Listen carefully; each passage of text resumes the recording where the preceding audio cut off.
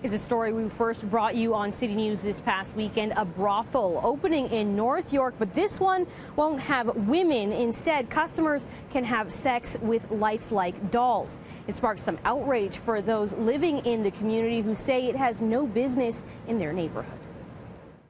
At first, when I saw the posters, I thought it was a joke. And when I looked closer and I saw that it was something, a doll brothel, and I saw it was very real, along with other residents, we started taking down the posters because this is a family-oriented neighborhood. Carla Amodio says she was shocked when she first noticed ads for Aura Doll's brothel in her neighborhood 2 weeks ago.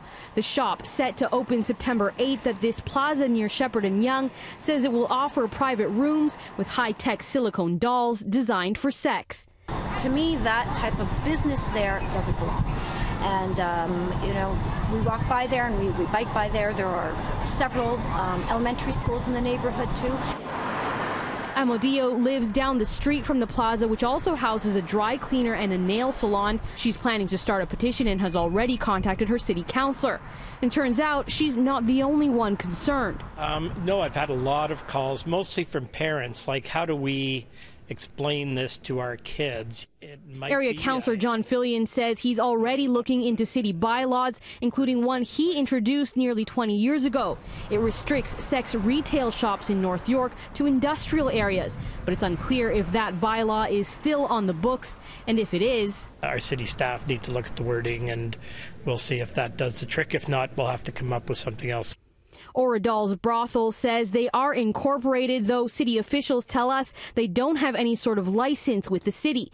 The City of Toronto issues licenses to businesses like adult entertainment clubs and body rub parlors, but not to sex workers or brothels.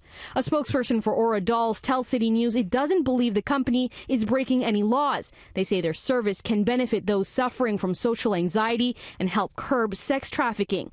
A statement sent to us today reads in part, since this is a new and unfamiliar concept, it's understandable that this will raise concerns and resistance. However, as we move further into the modern age of technology, we must be open to the new ideas and concepts that come with it, as long as it's safe for everybody. We hope to see that our community is willing to adapt to these changes with an open mind, since nobody's being hurt or negatively affected by this service.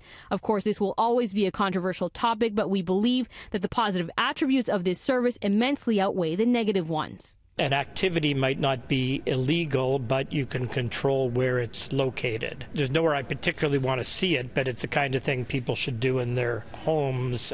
But if you're looking at it from a zoning point of view, it should be in an industrial area away from residences and schools and where kids and families hang out.